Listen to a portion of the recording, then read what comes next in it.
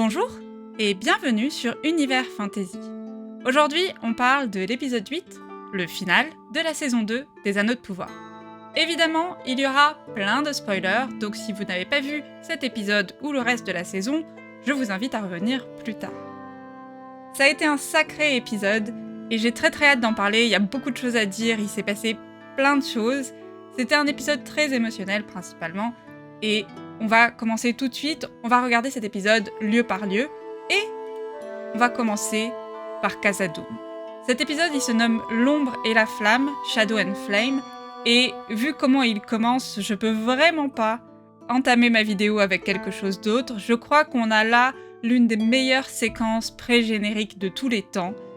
On retrouve Durin quelques minutes après la fin de l'épisode précédent et il rejoint la mine qui était protégée par Disa et Narvi et il découvre tout un tas de soldats ou de guerriers qui sont blessés, donc par son père, et Disa est en train de prendre soin d'eux.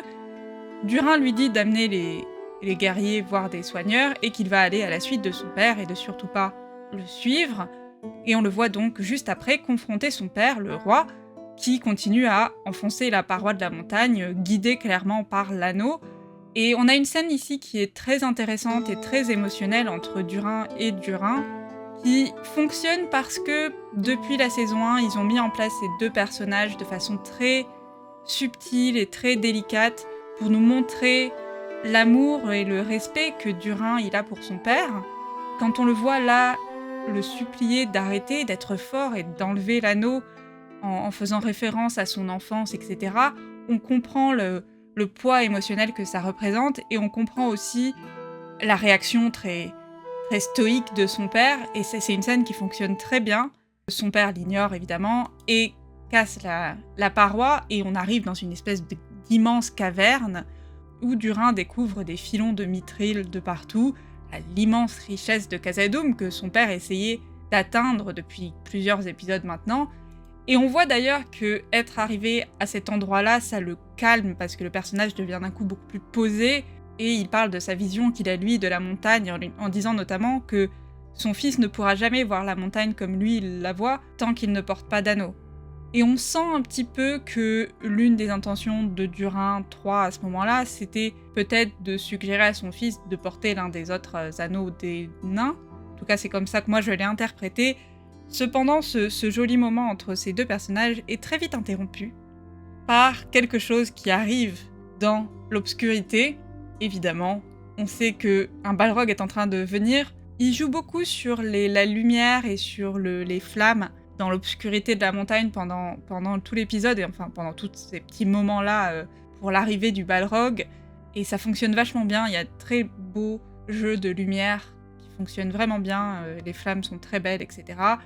On a le fouet du Balrog qui apparaît en premier, qui attrape la jambe de Durin 3, et magnifique, extraordinaire, excellent, le Balrog débarque. On savait, c'était teasé depuis la saison 1, mais surtout dans cette saison 2, et là, le voir débarquer, magnifique, splendide. Ils ont repris le design qui était dans les films, dans Le Seigneur des Anneaux de Peter Jackson, qui était inspiré des dessins de John Howe et Alan Lee, et c'est un excellent design, donc on comprend très bien qu'ils aient choisi ce design, et il est magnifique, il est beau, j'étais comme une dingue. J'étais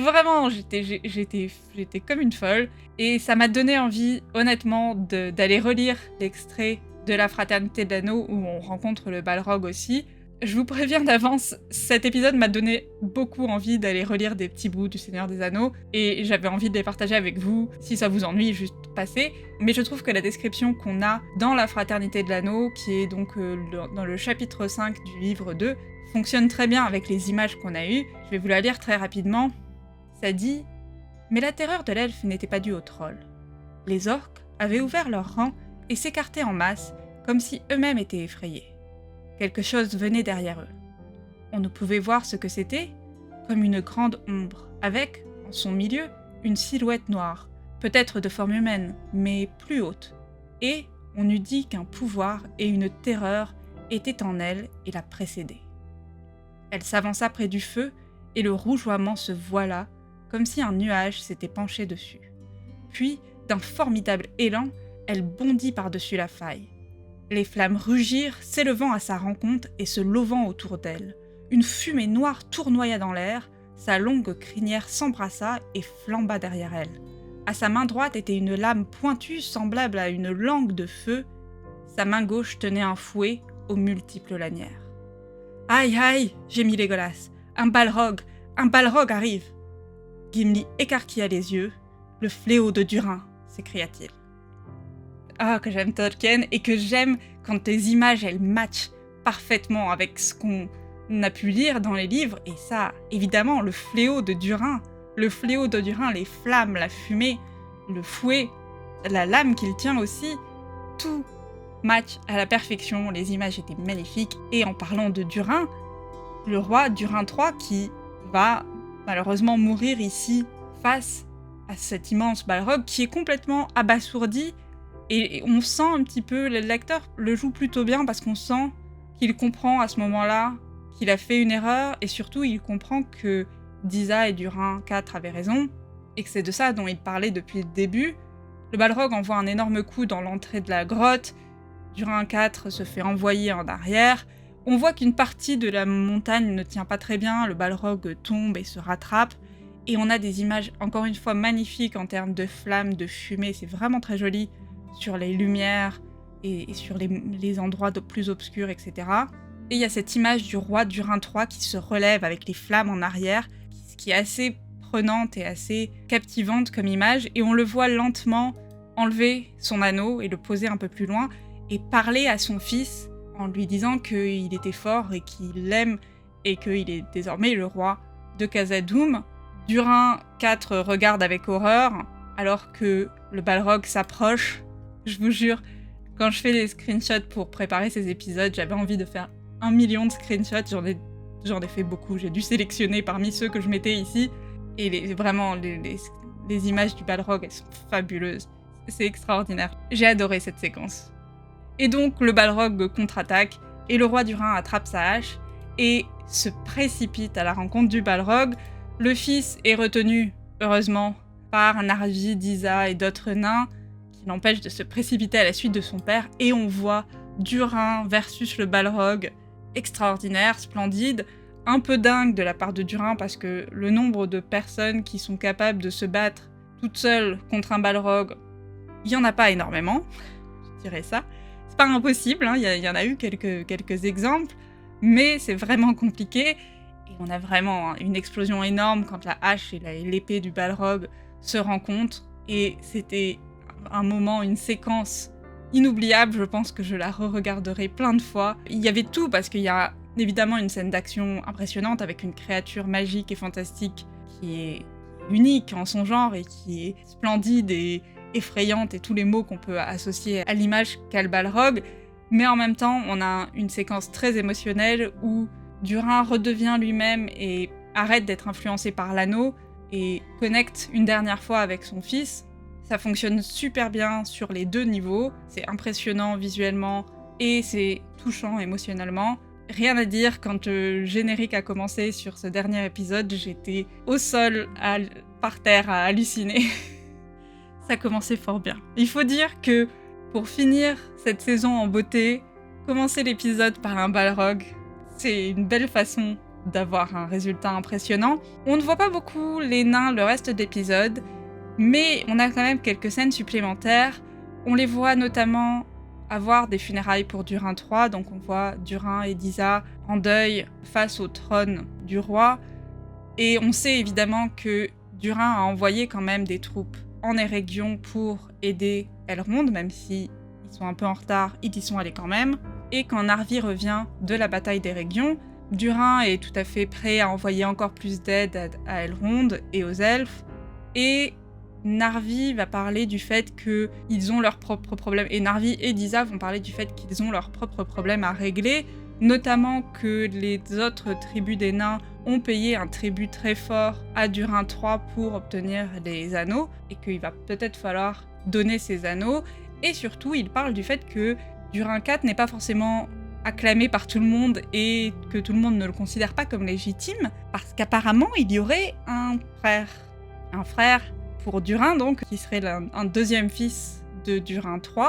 dont on n'a jamais entendu parler à date et qui n'est pas connu dans les textes. Ça veut pas dire qu'il n'existe pas, hein, mais il n'y a pas énormément de détails sur les nains, donc tout ce qu'on sait, c'est qu'on a eu un Durin 3 et un Durin 4, en gros, pour simplifier vachement, et on n'a pas beaucoup de détails. La façon dont ils en parlent me fait penser que c'est pas forcément la personne la plus sympathique ou la plus cool de l'histoire, donc on nous tease très clairement une intrigue pour la saison 3 qui sera politique et familiale, et qui sera sans doute encore fortement liée aux Anneaux de Pouvoir, après tout c'est le nom de la série. C'est marrant parce que cette scène sous-entendait que la simple présence du frère de Durin mériterait sans doute qu'on considère utiliser les anneaux. Vu la résistance qu'a fait Durin pendant toute cette saison contre l'utilisation des anneaux, ça promet de ce que peut être son frère.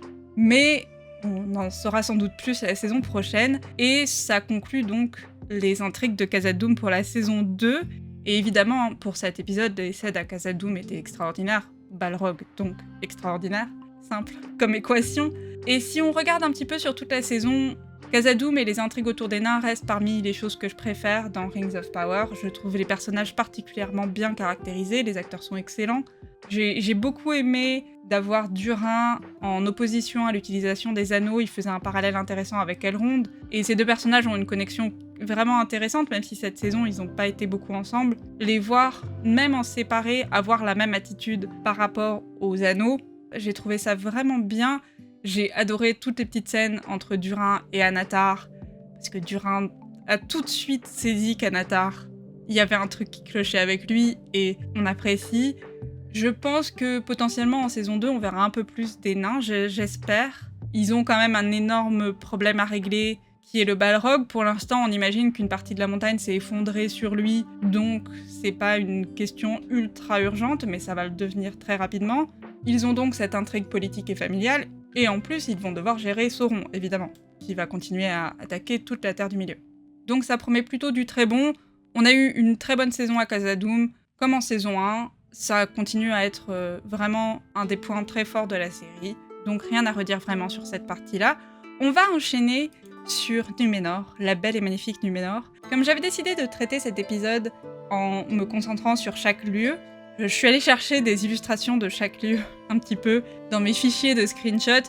Cette image-là, elle date de la saison 1, pas de la saison 2, parce que dans la saison 2, l'arbre de Numénor, il ressemble plutôt à ça, et c'est assez marquant d'avoir les feuilles rouges, orangées, avec le soleil qui se lève ou qui se couche peut-être, il me semble, vu la suite de la scène. Il y a beaucoup de plans très jolis dans cet épisode, et ça en fait partie, c'est plutôt un plan marquant, et qui nous rappelle l'importance de cet arbre, et que le déclin de Numénor est en cours de route. On voit donc Éarienne qui a convoqué les fidèles, qui sont donc convoqués pour discuter avec Ar-Pharazôn, et celui-ci leur explique qu'il sait pourquoi Myriel a réussi à se sortir du test de la mer, et il sous-entend qu'elle a fait un accord et qu'elle s'est mise en ligue avec Sauron.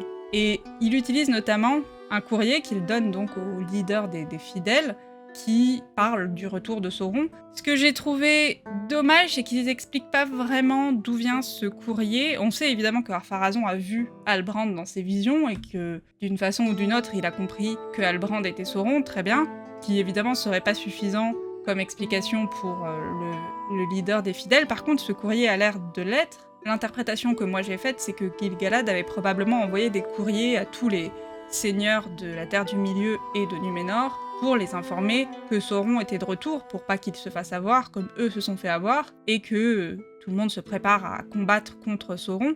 J'ai juste trouvé ça dommage qu'ils rajoutent pas une petite phrase de « on a reçu un courrier du roi » ou un truc comme ça, histoire d'expliquer d'où vient cette information. Ce qui est intéressant, c'est qu'évidemment, Pharazôn utilise le fait que Myriel a accompagné Halbrand pour se battre dans les Terres du Sud comme une preuve que elle et les fidèles, les gens qui la suivent, sont à coquiner avec Sauron, et comme ça lui permet de dire que tous les fidèles sont des traîtres et de les arrêter. Et Arianne est quand même préoccupée pour la sécurité de son père, et vient le prévenir, et il arrive donc à s'échapper, et il va évidemment tout de suite chercher Myriel pour lui dire « Viens, on part ensemble, on va s'échapper », et il mentionne quelque chose qui a dû faire plaisir à énormément de monde, moi compris.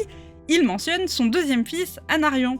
Ça fait partie de ces personnages que On sait qu'ils existent, en tout cas on se doute qu'ils existent puisqu'ils sont dans les textes, mais qui sont soit jamais, soit très peu mentionnés. Je pense aussi à des gens comme Celeborn, qui a été très rapidement mentionné en saison 1, mais qui n'est toujours pas apparu alors que c'était quelqu'un d'important pour les personnages qu'on a. Anarion, c'était pareil, on voyait donc Elendil avec Isildur et avec Eärien, qui sont les 2 enfants qu'on nous a présentés pour l'instant, mais aucune information sur Anarion, ce qui était un petit peu surprenant. Là, vu qu'il a été nommé et que Elendil va partir vers la région de Númenor où son fils est, on se doute qu'il sera dans la saison 2, mais j'ai trouvé ça dingue. Enfin, Anarion va arriver, c'était très étrange que jusque-là, il n'ait pas été mentionné plus que ça. Bon, c'est juste au passage, ça nous fait plaisir. Myriel refuse de l'accompagner en lui disant que sa place est ici, et dit à Elendil d'aller récupérer son titre de noblesse et de devenir l'homme qu'il doit être, et au passage, lui donne une épée. Une très belle et magnifique épée, et Myriel dit que cette épée se nomme Narsil. Une épée que l'on connaît tous très bien si on a vu les films de Peter Jackson, que l'on a plus souvent vu en plusieurs morceaux qu'en entier, et là, on la voit dans toute sa beauté, et ça fait plaisir. Et encore une fois, ça m'a donné très envie d'aller relire des petits bouts du Seigneur des Anneaux. Alors évidemment, dans le Seigneur des Anneaux, c'est pas exactement cette épée-là, mais on a des petits détails qui sont mentionnés, notamment dans les 2 tours. Si vous vous souvenez, quand ils arrivent devant les halls de Théoden, on leur demande, à toute la fraternité, d'enlever leurs armes. Et je relisais le passage en préparant cette vidéo, et Aragorn, il est pas du tout relax, il veut vraiment pas donner son épée. Il est vraiment, genre, pas cool. Et notamment, l'une des choses qu'il dit, pour le citer très précisément, c'est « Dans ce fourreau elfique se trouve la lame qui fut brisée et qui a été refaite. Telkar en fut le premier artisan, aux profondeurs du temps. La mort trouvera quiconque ose tirer l'épée d'Elendil, hormis l'héritier d'Elendil. » Comme je disais, pas relax, Telkar, qui est mentionné donc ici, c'était l'un des plus célèbres et des plus doués des forgerons des nains à l'époque de Norgrod. Des gens balèzes. Globalement, cette épée, elle est balèze, elle va être importante pour le futur, et c'était très très classe d'avoir ce moment-là. Il fallait qu'il la récupère à un moment donné, puisque c'est Narsil, c'est l'épée d'Elendil, donc ça fait plaisir, j'étais contente, j'étais heureuse, ils ont refait la scène Aragorn, c'était classe, pas de problème. Et clairement, Myriel arrive à convaincre Elendil de partir et de la laisser en arrière, puisque on le voit s'éloigner de la ville et reproduire exactement la vision qu'il avait eue de lui dans le Palantir, comme quoi tu peux pas échapper aux visions. Et Myriel est enchaînée et se fait donc condamner, on ne sait pas exactement à quoi, par Ar-Pharazôn.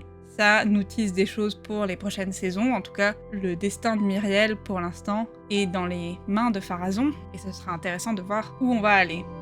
On va rester avec les Núménoriens, mais on va aller voir un Núménorien qui est actuellement en Terre du Milieu, et on va passer très rapidement à Pelargir. Je dis très rapidement parce que je vais être 100% honnête avec vous, ce qui se passe à Pelargir, c'était vraiment pas le meilleur de la saison, et pas le plus intéressant en tout cas à mes yeux. On voit donc Isildur qui boude un petit peu de pas avoir pu se mettre en couple avec la fille qu'il aime bien. Théo vient le voir et ils discutent un petit peu de comment vivre avec le deuil de leur mère, etc. C'est une discussion plutôt sympathique, malgré le peu d'affection que j'ai pour le personnage de Théo, et ça finit en un câlin entre les deux. C'est une scène très, très sympathique. Je pense que l'intérêt...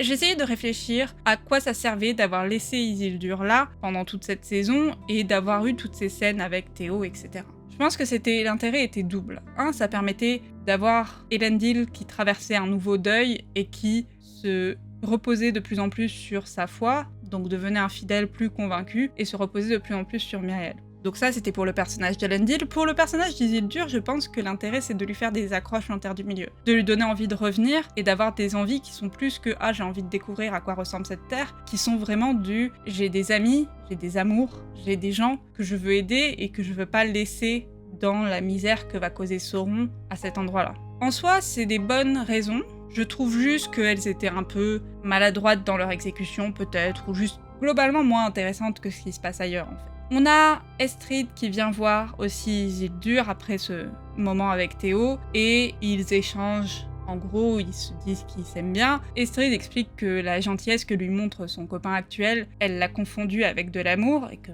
évidemment, maintenant qu'elle a rencontré Isildur, ses yeux ne brillent que pour lui. J'avoue, j'ai un peu du mal à être investie dans cette romance. J'ai absolument rien contre les romances, je peux trouver ça très intéressant. Myriel et Elendil, excellent. Durin d'Isa, j'aime beaucoup aussi. C'est juste que celle-ci, comme je disais, je suis pas vraiment investie. Ils ont juste pas eu assez de scènes pour qu'on s'investisse réellement, puisque la seule scène qu'ils ont eue où ils n'avaient pas une discussion utilitaire, je dirais, c'est la scène justement où ils échangent sur le décès d'un membre de la famille, etc. Et c'était une scène jolie, mais ça nous a pas encore donné de raison de croire que ces deux personnages sont compatibles et s'aiment vraiment. Donc c'est mignon, mais sans plus. Voilà. J'ai pas envie d'être trop sévère parce que c'est pas désagréable à regarder, les acteurs sont sympathiques et ils jouent correctement, y a pas de problème. C'est juste pas passionnant ce moment-là. Et on voit un bateau de Numénor arriver et Kemen débarque. Il est accueilli par Théo et par le copain de Estrid dont j'ai plus le nom, et il parle de respecter le deal qu'ils ont fait avec Myriel. Isildur arrive, il est surpris de voir Kemen, mais surtout Kemen est très surpris de voir Isildur. Il lui dit « Ah, ta sœur sera tellement heureuse de te revoir !» Ce qui est particulièrement osé de sa part, puisque le soi-disant décès de Isildur est en partie ce qui a poussé Aérienne à rejoindre le camp de Pharazôn, donc c'est un peu osé de balancer ce genre de choses. Isildur essaye de négocier pour que Estrid les accompagne et Kemen fait son merdeux habituel en disant non non surtout pas, et il lui explique que il n'a plus aucun poids politique puisque son père est maintenant un traître, Myriel est emprisonné. Ça se passe pas très bien comme conversation évidemment, mais il est vite calmé parce que s'il veut pouvoir rentrer chez lui, il peut pas aller donner des coups de poing à Kemen tous les 2 minutes, ce qui est bien dommage parce qu'il mérite sans doute qu'on lui tape un peu dessus. Et Kemen va parler aux habitants de Pelargir en leur disant que le deal est un petit peu changé et que maintenant, s'ils veulent les ressources qu'on leur avait promis, notamment de la nourriture, il va falloir qu'ils leur fournissent des planches de bois pour l'armada de Ar-Pharazôn. C'est un des trucs d'ailleurs qui était mentionné au début à Numénor, qui était que Pharazôn a compris que Sauron était à nouveau actif, il l'a pas ignoré ce fait et veut aller se battre contre Sauron. Donc ils sont en train de construire une armada, ce qui sera je pense primordial pour la prochaine saison. Évidemment, ils demandent des planches de bois, ce qui en disant c'est pas un problème, c'est que des arbres, ce qui est un problème, puisqu'on a vu que les arbres dans ce coin sont particulièrement vifs. Et on a tout un tas de petits sous-entendus dans ces scènes sur le fait que Théo a pris un rôle de leader un peu plus important, à amener les peuples, les habitants un peu plus sauvages des autres coins qui attaquaient avant Pelargir, et il les a fait rejoindre la colonie et la région et la ville. Mais c'est juste des petits sous-entendus entre deux phrases, c'est jamais vraiment montré cette saison, et c'est un peu dommage parce que du coup ça dessert ce personnage qui, la majorité des scènes qu'il a eues, c'est des scènes où il se plaint, où il est pas content, où il est fâché contre Arondir, etc. Alors que clairement il avait une intrigue potentiellement très intéressante à montrer, mais on s'est pas du tout concentré là-dessus, ce qui fait que moi c'est vraiment l'un des personnages que j'apprécie le moins, et je doute que je sois la seule, mais j'espère vraiment que la saison prochaine, on va se concentrer à nous montrer que ce personnage est un jeune homme intelligent qui mène son peuple de façon intéressante, on va dire. J'ai pas forcément besoin que ce soit un héros ou quoi que ce soit, mais ouais, il faut qu'on se sépare vraiment de l'ado relou, qui, clairement, il a l'air d'aller vers quelque chose de mieux, mais c'est un peu rude cette saison. J'ai du mal avec les ados dans les séries de toute façon, c'est pas spécifique à Rings of Power. Et on termine donc cette séquence avec Isildur qui retourne à Numénor sans sa copine et clairement avec tout un tas de regrets. La partie Numénor et les Numénoriens à Pelargir, donc spécifiquement Isildur, est pas forcément le moment le plus fort de cette saison 2.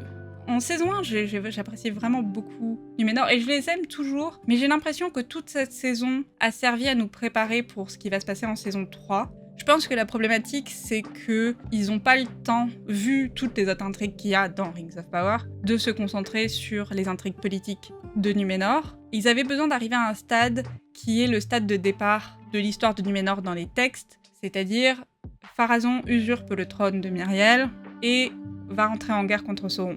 C'est le point de départ. C'est un peu plus compliqué que ça parce que ça se passe sur bien plus longtemps que ça et plusieurs centaines d'années, donc avec plusieurs rois et reines, etc. Mais si on veut résumer globalement, le point de départ, c'est Pharazôn au pouvoir, de façon illégitime, et qui va rentrer en conflit contre Sauron. Et on sait que les fidèles ont été présentés comme des traîtres, etc. Mais tout ça, ça a pris beaucoup de temps. Et là, ils doivent te résumer ça très rapidement sans pouvoir rentrer dans les détails. Donc on est un espèce d'entre-deux où d'un côté il faut quand même qu'on t'explique ce qui s'est passé pour en arriver là, mais d'un autre côté on n'a pas vraiment le temps de rentrer dans les détails, donc ça va très très vite. On a Myriel qui est sur le point de se faire couronner, pof il y a un aigle, Pharazôn devient roi, Myriel va dans l'eau, elle ressort, pof elle redevient reine, Pharazôn dit non, elle est en ligue avec Sauron, pof il redevient roi.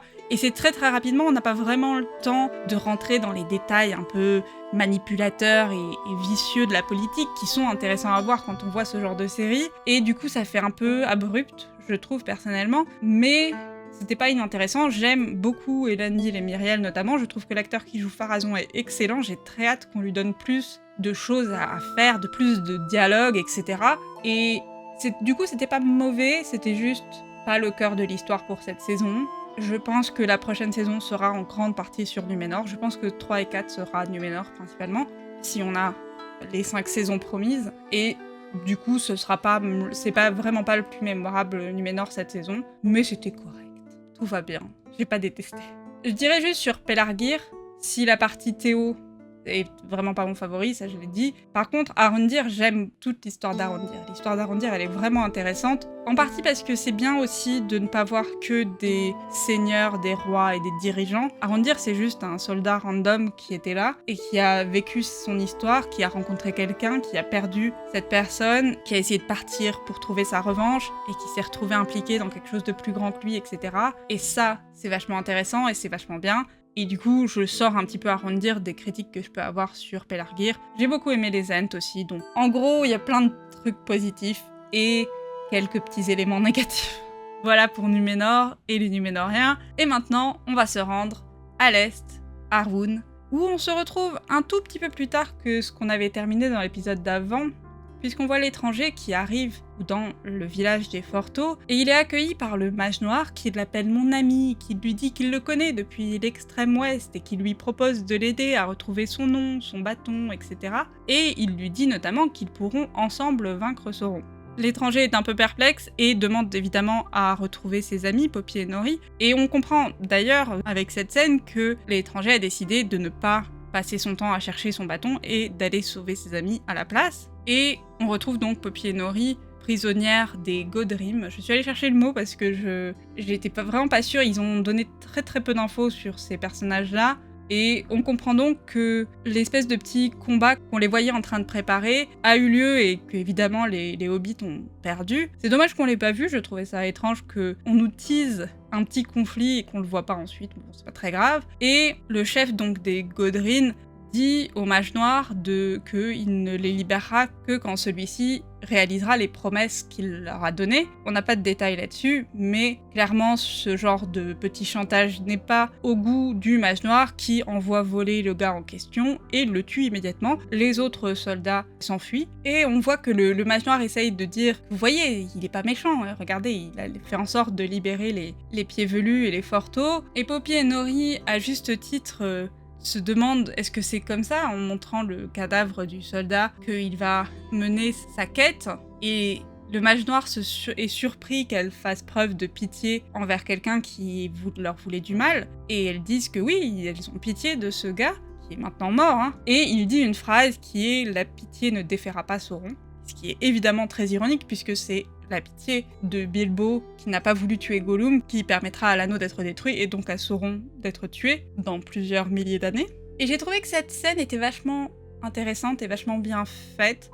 On pourrait facilement dire que c'est un peu gros sabot, un gros clin d'œil pour te dire « regarde, on te parle de pitié alors qu'on sait très bien ce qui va se passer plus tard dans le Seigneur des Anneaux, etc. » Des fois, les gros sabots, c'est nécessaire. Des fois, c'est bien de rappeler que avoir de la pitié et de l'empathie pour des êtres humains ou des êtres vivants, puisque en Terre de Milieu, il n'y a pas que des hommes, même si ces personnes ne montrent pas de la gentillesse, même si ces personnes peuvent être violentes et antagonistes, d'avoir de la pitié pour ces gens reste une bonne chose. Ça fait partie des messages de Tolkien dans son texte, et je prétendrai pas que c'est particulièrement subtil, mais des fois la subtilité c'est pas nécessaire. Des fois il faut dire les choses telles qu'elles sont, et là globalement il dit tout le monde mérite la pitié et l'empathie.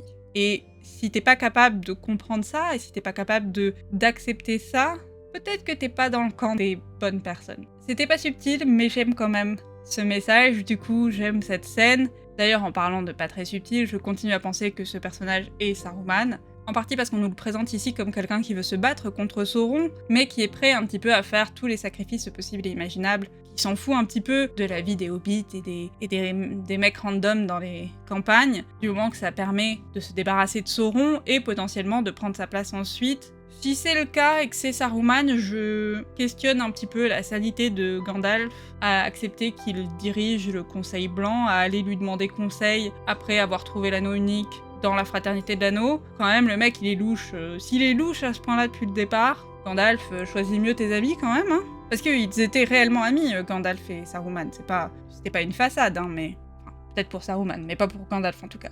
Le gars qui est sans doute Saruman décide de montrer à l'étranger ce qui va se passer si on laisse Sauron gagner et ce genre de trucs-là, et donc détruit en partie les parois autour d'eux pour que les cailloux s'effondrent sur les forteaux, sur leurs habitations. L'étranger arrive maladroitement avec ses pouvoirs à empêcher que ça tue trop de monde, mais les habitations sont quand même détruites, et c'est la fin de cette séquence-là. Les scènes que l'on voit après sont le jour d'après, et on voit notamment Nori qui essaye de récupérer les objets qui étaient attachés à l'arbre, le magnifique arbre qu'il y avait au centre de ce village sur lequel il y avait tant d'éléments et de souvenirs qui étaient attachés, qu'on nous avait expliqué, qu'on nous avait montré pendant toute cette saison. Et elle va dire à Poppy qu'elle se sent extrêmement coupable et qu'il faudrait réparer leur tort. Et il y a une excellente scène à ce moment-là qui va parler de ce que lui a raconté Monsieur Terrier quand sa famille est décédée. Et pendant qu'elle parle, on voit plein de flashs d'autres scènes à d'autres moments dans l'épisode. On voit la fin de l'Erégion, on voit les funérailles de Durin, etc.,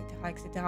Et Poppy dit que Monsieur Terrier lui avait dit que tout ne pouvait pas être réparé et que parfois les choses se perdent à jamais, et qu'on a beau se battre, on a beau souffrir, on a beau avoir le cœur qui se languit de raccommoder, de récupérer ce qui a été brisé. Certaines choses ne sont pas récupérables et que le monde est bien trop grand pour nous. On fait face parfois à des vents qui soufflent beaucoup trop fort et qu'il faut parfois juste l'accepter et essayer ensuite de construire quelque chose d'autre. J'ai trouvé cette séquence très belle, très thématique pour l'épisode, qui selon moi tourne autour de la fin d'un cycle et autour de la mort malheureusement, puisqu'on perd un certain nombre de personnages dans cet épisode. Et juste après avoir vu cet épisode, j'étais sur Instagram et j'ai vu la BBC poser un petit extrait d'une interview avec J.R.R. Tolkien, que je vais vous mettre là tout de suite, où il parle de la mort comme une thématique du Seigneur des Anneaux. Human stories are always about one thing, aren't they? Death. Inevitably death. There was a quotation from Simon Beauvoir that I read in the paper the other day. There is no such thing as a natural death. Nothing that happens to man is ever natural, since his presence calls the whole world into question. All men must die, but for every man his death is an accident, and even if he knows it and consents to it, an unjustifiable violation. Well, you may agree with words or not, but those are the keyspring of the laws of the ring.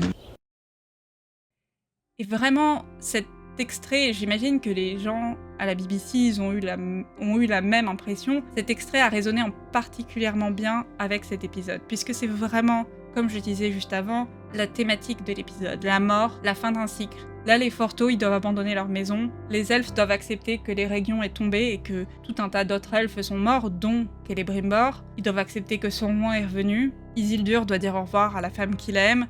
Elendil doit dire au revoir à la femme qu'il aime et quitter la ville dans laquelle il habitait.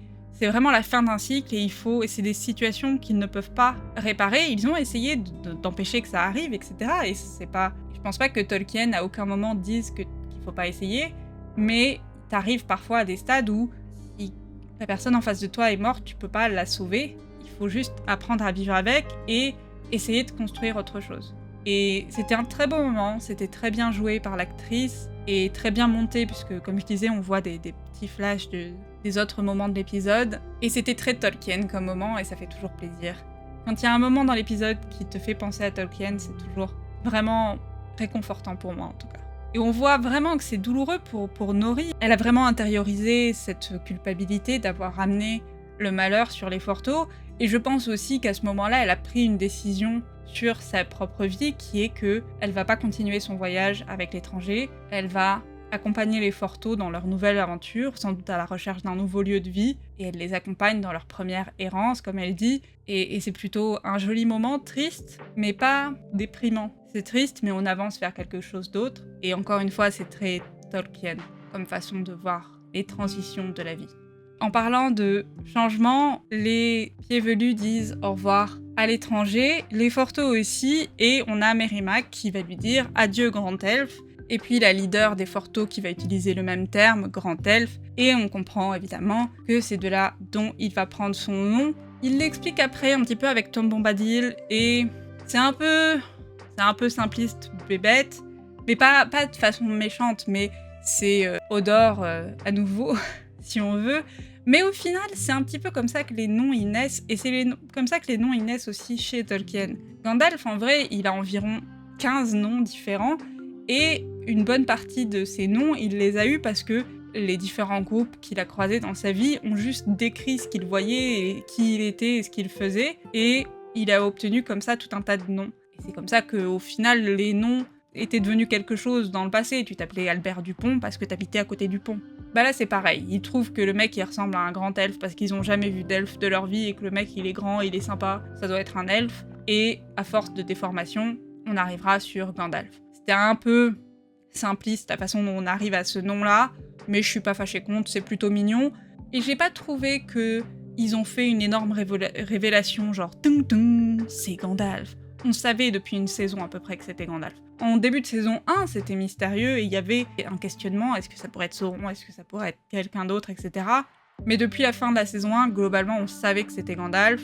Donc là, ils l'ont juste amené tranquillement. En tout cas, s'ils pensaient que c'était une énorme révélation, bon, là-dessus, ça n'a pas fonctionné, mais je m'y attendais pas comme une révélation, donc j'étais juste contente qu'ils nous le disent enfin, et puis que ça fonctionne avec ce personnage qui n'était pas encore Gandalf puisqu'il était perdu, qu'il savait pas ce qu'il faisait, qu'il avait pas le contrôle de ses pouvoirs, etc. Et là, il arrive à un stade dans sa vie où il comprend mieux qui il est, donc il peut devenir Gandalf. Il peut se permettre de se faire appeler Gandalf. Gandalf, ça a un poids, ce nom, chez les lecteurs, chez les spectateurs des films, etc. Et jusque-là, ce personnage, il n'était pas Gandalf. Et maintenant, on sait qu'à partir de la saison 3, c'est Gandalf qu'on va avoir, et ça a une responsabilité, ce nom. Donc j'ai trouvé ça plutôt bien foutu, et j'ai bien aimé ce moment, c'était rigolo, voilà.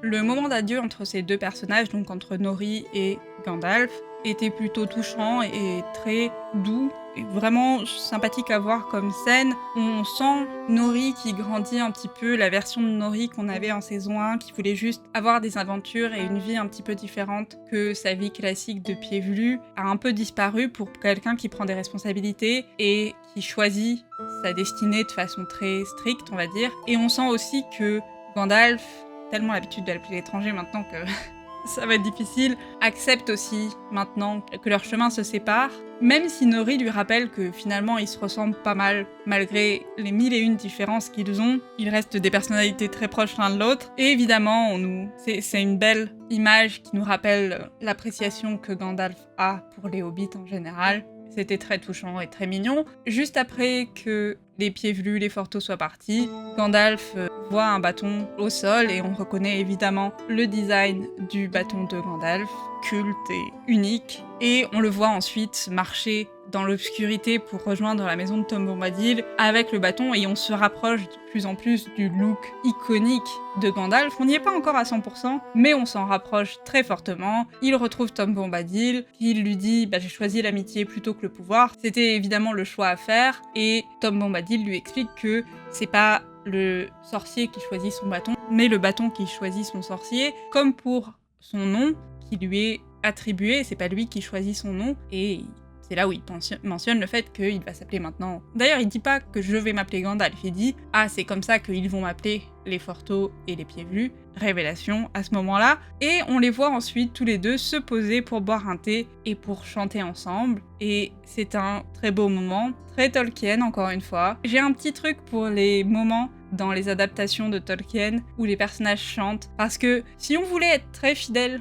au livre, il faudrait presque que toutes les adaptations soient des comédies musicales tellement il y a de chansons dans ces textes. Vraiment, il y a des chansons quasiment tous les chapitres, et c'est assez unique à Tolkien, et évidemment, c'est pas vraiment adaptable à ce point-là, mais les petits moments où on voit, si vous regardez les versions longues de la Communauté de l'Anneau par exemple, on voit Aragorn chanter un petit peu. Et moi dans The Hobbit, quand on les voyait chanter, j'étais toujours très heureuse, c'était vraiment, ça rajoute un truc vraiment unique à cet auteur-là et à cet univers-là, que les personnages chantent beaucoup, et Tom Bombadil qui chante à chaque fois, ça m'a rendue très heureuse, et c'est un beau moment réconfortant dans un épisode qui n'est pas très fun.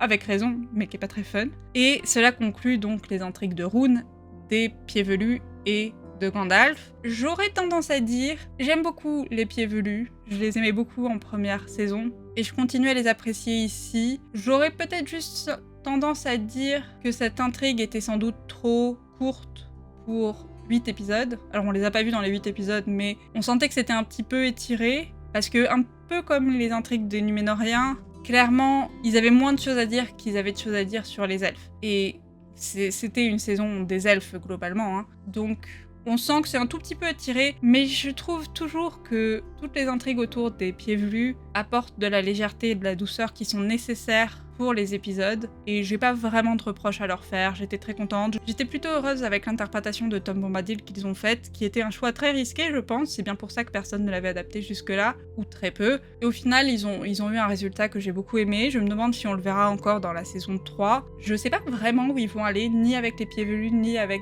Gandalf, mais je suis très curieuse, et c'était des séquences pendant toute la saison que j'ai vraiment appréciées, donc j'ai pas grand chose à redire sur Tom Bombadil ou sur Gandalf ou sur les Pieds Velus. Je veux juste continuer à les voir se balader en Terre du Milieu pour les Pieds Velus et maintenant les Forteaux, et pour Gandalf et Tom Bombadil, je veux continuer à les voir chanter et se balader aussi en Terre du Milieu.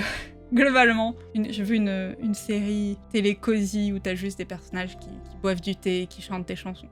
En parlant d'un coin pas du tout cosy, où ça a pas beaucoup chanté de chansons, on va maintenant enchaîner sur le plus gros moment de l'épisode, évidemment, qui est tout ce qui se passe en Eregion. L'Eregion qui ressemblait donc à l'image que vous avez actuellement à l'écran en saison 1 et qui ne ressemble plus vraiment à ça maintenant.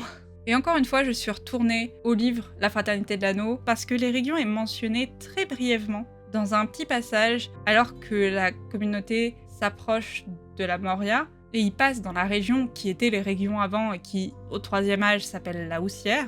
Et j'ai trouvé qu'il y avait un petit passage de dialogue qui était assez intéressant avec le contexte de la série, où Gandalf dit « Un pays doit souffrir bien des maux avant d'oublier entièrement les elfes, une fois qu'ils y ont vécu. » C'est vrai, dit Legolas, mais les elfes de ce pays étaient d'un peuple qui nous est étranger, à nous, du peuple sylvain.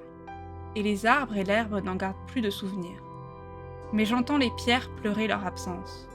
Loin, ils nous ont creusés, joliment nous ont travaillé, haut nous ont édifiés. Mais ils sont partis, ils ont gagné les Havres il y a longtemps. Et j'ai trouvé ça vraiment touchant et intéressant à voir avec le recul, parce que la disparition de cette région, enfin en tout cas la disparition des elfes dans cette région est vraiment marquante, au point où Legolas dit qu'il entend encore les pierres pleurer l'absence des elfes. Je le trouve assez sympathique pour les gens qui l'écoutent de dire que les elfes qui habitaient là sont partis pour les Havres. En vrai, une bonne partie d'entre eux sont morts à ce stade-là, et c'est assez tragique l'histoire de l'Eregion, et il y a vraiment un côté mélancolique dans ce dialogue. Il y a aussi un peu plus tard un petit conflit entre Gimli et Legolas où ils parlent du fait que, à l'époque, les elfes et les nains étaient amis et travaillaient ensemble et créaient des choses magnifiques ensemble, et qu'ensuite ils ont arrêté de s'entendre, ils ont arrêté de se fréquenter, et ils essayent de débattre de c'est la responsabilité de qui, est-ce que c'est la responsabilité des elfes ou des nains. Et je crois que Gandalf les interrompt un petit peu et pour dire au final, c'est juste dommage que cette époque-là se soit finie dans une aussi grosse tragédie. Ça c'est moi qui interprète, hein, c'est pas ça le texte, mais globalement c'est pas important qui était responsable de la fin des relations entre les elfes et les nains, et c'est juste triste que cette relation n'existe plus après cette période. Tout ça pour dire que malheureusement, en effet, l'Eregion ne ressemble plus à la magnifique région et à la magnifique ville d'Ostenidil, telle qu'on l'a vue en saison 1 et pendant une bonne partie de cette saison 2. Elle ressemble plutôt à une ville en feu et en ruine, et il est temps, tristement, de dire adieu à Ostenidil, il est temps de dire adieu à l'Eregion telle qu'on l'a connue jusque-là, puisque Le siège se termine, les derniers elfes se battent un petit peu, mais globalement sont en train de se faire tuer les uns après les autres. Et pour cette partie, on va regarder par groupe de personnages ce qui se passe, en sachant qu'évidemment les scènes sont entremêlées les unes et les autres pendant l'épisode, mais c'est plus simple pour moi pour traiter les choses une par une, et on va commencer par le seigneur de l'Eregion, malheureusement. Le grand, l'unique, Celebrimbor, le plus grand forgeron elfe de son époque, qui n'est pas dans un super état au début de cet épisode. Il finit pas dans un très bon état non plus à la fin, hein. Et qui est en train de se faire torturer par Sauron, qui essaye d'obtenir la localisation des 9 anneaux des hommes, et qui a décidé donc de le transpercer de flèches à plusieurs reprises, pour le fun, parce que Sauron est un psychopathe. Si vous doutiez que Sauron était un psychopathe, cet épisode est particulièrement bon pour vous le montrer, et on sent qu'il est vexé, et c'est ça qui fait la partie psychopathe. Parce qu'on sent que c'est pas juste un conflit entre deux ennemis, non, on a l'impression qu'il est vexé que son ami lui ait planqué les anneaux des hommes, et qu'il ne comprend pas vraiment pourquoi est-ce que Celebrimbor agit de la façon dont il agit, et on a un plan large sur la forge au complet qui est complètement détruite avec les elfes qui accompagnaient Celebrimbor à la fin de l'épisode précédent, qui sont évidemment morts autour de lui. J'ai l'impression qu'elle est encore plus détruite, la forge, qu'auparavant, au point où je me demande est-ce que Sauron n'a pas envoyé balader Celebrimbor dans plusieurs poteaux et plusieurs bouts de mur avant qu'il finisse là où il finit dans cet épisode. C'est extrêmement tragique et horrible pour ce personnage, et c'est fabuleux. En termes... c'est horrible, mais c'est fabuleux en termes de jeu d'acteur, en termes de scénario, en termes de réalisation. Je le dis maintenant, je le redirai sans doute, c'est les meilleurs moments de toute la saison ont été les interactions entre Sauron et Celebrimbor, entre Anatar et Celebrimbor.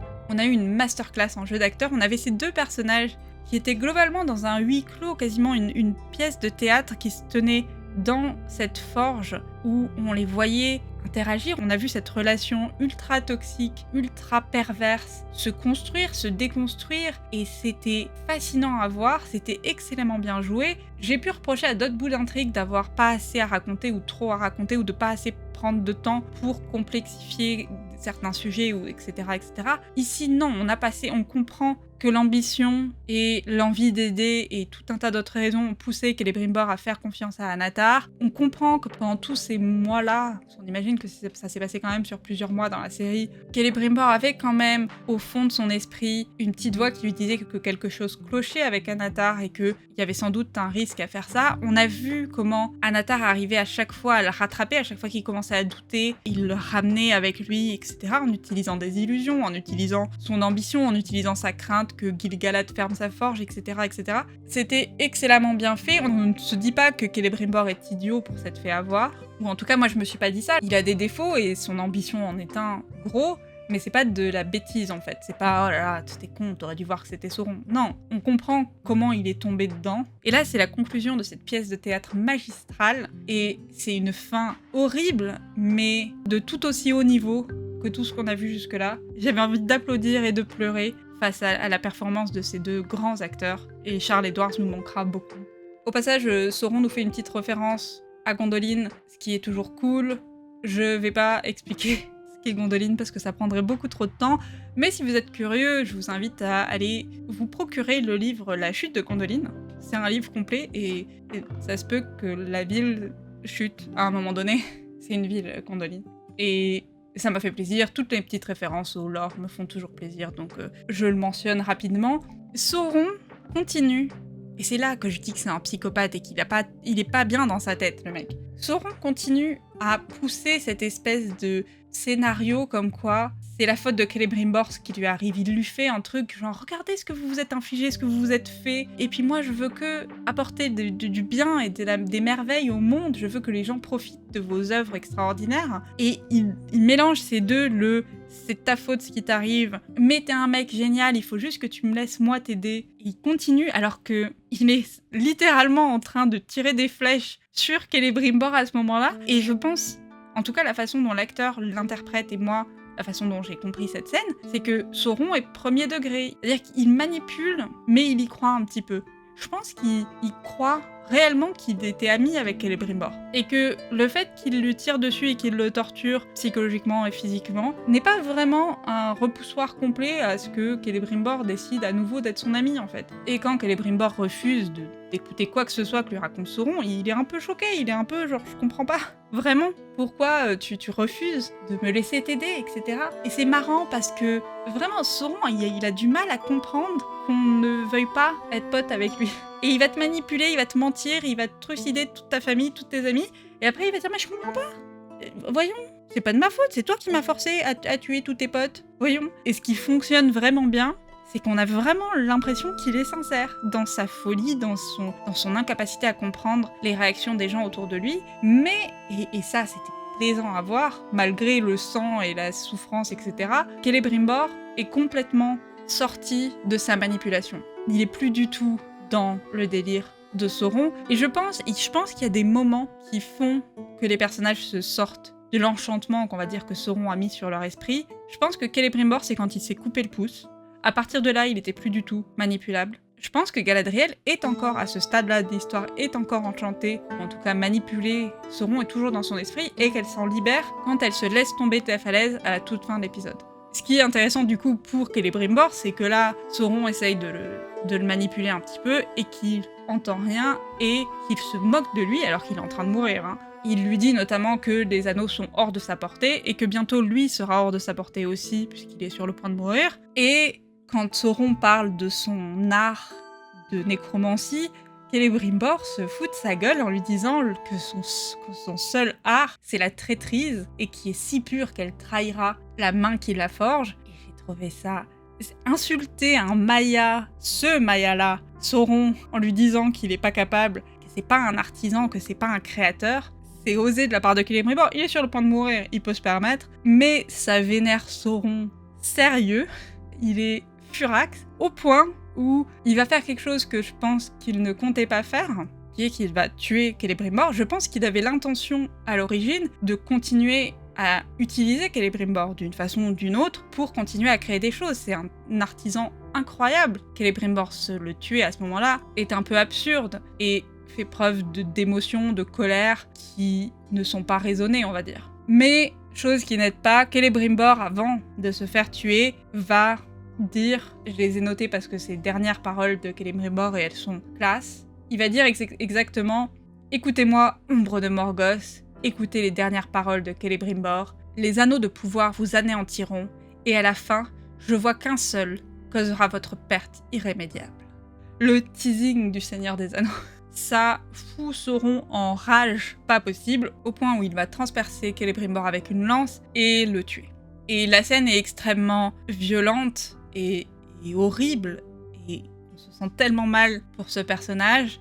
Et on n'est pas les seuls, puisque Sauron pleure la mort de Celebrimbor, et c'est ce que je disais un petit peu précédemment, je pense qu'il était sincère dans son amitié autant qu'il en était capable. C'est-à-dire qu'il comprend... C'est pas un personnage qui est capable d'une vraie amitié honnête et égale avec quelqu'un d'autre, mais ce qu'il a eu avec Celebrimbor, et pareil avec Galadriel, sur un registre peut-être plus romantique, il pense que c'est ça une vraie relation. Et donc là, il pense que Celebrimbor l'a forcé à le tuer, et que lui, du coup, il a perdu un ami. C'est toujours la victime dans l'histoire, Sauron. Le pauvre petit Sauron, on l'a forcé à tuer son ami. Mais la scène était vachement bien jouée parce que toutes ces choses que j'interprète me sont données, je trouve, par l'acteur. Et c'était vraiment un moment classe, horrible. J'ai l'impression que entre la mort de Durin III et la mort de Celebrimbor, j'arrête pas de dire que c'est classe et que c'est cool et que c'était bien fait et tout ça. Et je suis à fond pour qu'on trucide plein de personnages. Non, c'est pas ça. C'est que les scènes étaient vraiment impressionnantes et bien jouées et bien écrites et que ça fonctionne super bien. S'il vous plaît, ne me tuez pas tous les personnages. J'ai adoré, je vais le redire, je l'ai dit et je vais le redire encore. Je pense que le meilleur qu'on a eu dans cette saison 2, c'était toutes les scènes entre Charles Edwards et Charlie Vickers, donc Celebrimbor et Sauron Anatar. Ils étaient tout le temps bons. Il n'y a pas une seule scène où je me suis dit « ça m'embête, ça fonctionne pas ». Ça fonctionnait toujours. C'est très efficace du début à la fin. J'ai adoré cette relation qui était profondément malsaine et c'était super à voir. Je suis très triste que ces deux personnages ne vont plus interagir. Je suis très triste qu'on ait plus Celebrimbor pour une saison 3. J'ai adoré les petites interactions qu'il a eues aussi avec les autres personnages, les petites interactions qu'il a eues avec Durin, celles qu'il a eues avec Narvi et celles qu'il a eues avec Galadriel dans le dernier épisode qui était exceptionnel. Je suis triste vraiment qu'on le verra plus. Je savais que ça allait arriver, hein. C'était inévitable qu'il allait mourir dans cet épisode, mais quel moment exceptionnel et quelle tragédie magnifiquement exécutée par cette série. Chapeau.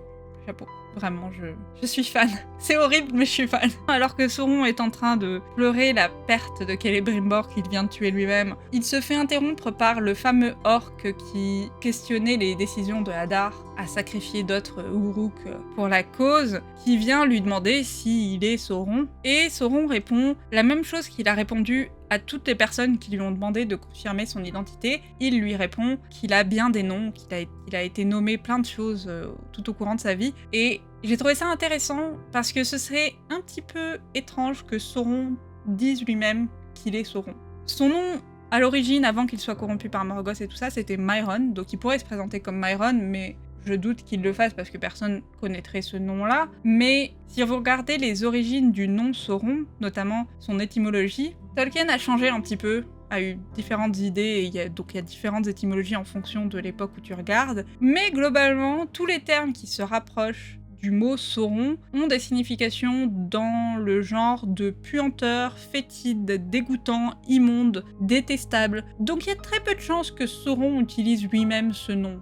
Il y a peu de chances qu'on lui dise « Est-ce que vous êtes Sauron ?» Il dise « Oui, c'est tout à fait moi, le détestable. » Ce serait assez surprenant. Ce que je trouve, la raison pour laquelle je prends la peine de mentionner ça, c'est parce que je trouve ça bien que la série ait pris cet effort-là. C'est pas un gros effort, mais ça aurait été plus simple peut-être pour le grand public de dire « Bon bah oui, il va confirmer lui-même, oui, je m'appelle Sauron. » Ça prouve qu'ils ont fait leurs recherches, ce dont je ne doute pas vu la quantité d'informations sur le lore qu'il y a dans cette série. J'ai zéro doute que les scénaristes font énormément de recherches, mais aussi qu'ils prennent un soin particulier. L'étymologie du mot Sauron ne sera jamais explicitée dans la série, ce serait absurde, mais ils font un choix délibéré que lui, il ne s'appelle jamais par ce nom qui lui a été donné, qui est un nom qui est plus une insulte qu'un nom. Donc j'aime beaucoup ce petit détail. Petite précision depuis le montage. Dans le tout premier épisode de la saison 2, dans le flashback au début de l'épisode, Sauron utilise ce nom quand il dit aux orques qu'il est leur nouveau maître, juste avant de se faire poignarder par Hadar. Donc oui, il l'a utilisé une fois dans la série. Je pense honnêtement que les scénaristes se sont sentis obligés pour que les spectateurs comprennent bien que même avec une autre tête, un autre acteur dans ce cas-là, il est quand même Sauron. Mais globalement, mon point reste correct, Sauron utilise très rarement ce nom-là, qui est une insulte. Et évidemment, tout le monde comprend apparemment quand il dit « j'ai bien des noms » qu'il sous-entend que oui, il est Sauron. Pas que quiconque doute à ce stade-là, mais voilà. Et on va continuer à Osten-Idil, aller en extérieur. Pendant que Celebrimbor est en train de se faire torturer et assassiner, Galadriel essaye de fuir Osten-Idil avec les 9 anneaux des hommes, et essaye au passage de sauver aussi quelques elfes. Elle va donc utiliser l'un des tunnels qu'elle avait mentionné dans l'épisode précédent. Malheureusement, il semble que les orques aient repéré cette sortie et ils se font immédiatement capturer dès qu'ils sortent. Mais Galadriel dit qu'elle a quelque chose pour Hadar et demande donc à ce qu'on l'amène devant Hadar. Et les orques vont donc amener Galadriel devant Hadar, qui est à genoux devant un rocher et qui demande aux orques de partir. On sent que Galadriel est un peu préoccupée par l'état de Hadar, qui n'a pas l'air dans un bon état, et je pense que c'est important pour quelque chose que je vais dire juste après. Hadar a au doigt Nenya, l'anneau de Galadriel, et quand il se retourne, on comprend qu'il a été guéri par l'anneau, et il a retrouvé le visage qu'il avait quand il était un elfe auparavant. Il n'y a plus les cicatrices et l'aspect très gris qu'il avait auparavant. Galadriel lui demande son nom, il ne répond pas globalement, il dit que le nom qu'on lui avait donné n'a pas d'importance, le nom Hadar, il l'a gagné, il l'a mérité. Ce qui m'a fait un petit peu rire parce que je sais qu'il y a plein de gens qui attendaient de savoir qui était Hadar et que là, on le saura jamais. Moi, je ne suis pas une personne qui théorise beaucoup, donc ça me va très bien. Ce personnage, je l'ai trouvé très intéressant pendant les 2 saisons qu'on a eues et j'avais pas besoin qu'on rajoute un background de lore Tolkien pour qu'il soit intéressant. Ça aurait été rigolo si on nous avait dit qui il était, mais je pense pas que c'était nécessaire, donc c'est pas très grave. Et on voit vraiment Galadriel, à ce moment-là, faire preuve de beaucoup d'empathie et de compréhension envers Hadar, surtout que Hadar, à ce moment-là, va lui rendre l'anneau. Et quand il enlève Nenya, l'anneau, la guérison arrête de fonctionner. Et on le voit petit à petit retrouver les cicatrices qu'il avait, etc. Et c'est un très joli moment, qui est un moment d'espoir assez intéressant à voir, où Galadriel va faire preuve d'empathie, ce qu'elle n'a pas vraiment fait jusque-là. Et je pense que c'est le résultat de ce qu'elle a vu dans l'épisode précédent et de ses échecs consécutifs. Elle a perdu face à Sauron puisqu'elle s'est fait manipuler, elle n'a pas vu qu'Halbrand était Sauron, elle a perdu face à Hadar, qui l'a manipulé aussi dans les épisodes précédents en l'utilisant pour avoir des informations, etc. Mais aussi, elle a eu l'interaction qu'elle a eue avec Arondir, avec Celebrimbor, et même avec Elrond, où je pense qu'elle reconsidère un petit peu sa position d'une personne qui sait tout et qui maîtrise tout, qui contrôle tout, qu'elle avait un petit peu en saison 1 et en début de saison 2, et qu'elle approche les choses avec plus de délicatesse, plus d'empathie. J'ai réutilisé ce mot 100 fois, mais je pense que c'est vraiment le mot qui est au cœur du progrès de ce personnage. Et là, notamment, elle dit à Hadar, parce que Hadar lui dit « Tiens, je te rends l'anneau, faisons ce qu'on avait prévu, allons détruire Sauron ensemble, et ensuite je rappellerai mes armées, on retourne au Mordor et on ne se bat plus. » Et Galadriel, je pense, mentionne quelque chose que je pense elle n'aurait pas fait avant, qui est que elle a tué beaucoup des enfants de Hadar, des Uruk. C'est sans doute l'une des elfes qui en a tué le plus. Et Hadar est pas franchement un mec bien non plus, il a tué plein de gens, notamment nous, on l'a vu dans les Terres du Sud, il trucidait plein de monde, là il est en train de détruire les régions en tuant des milliers d'elfes.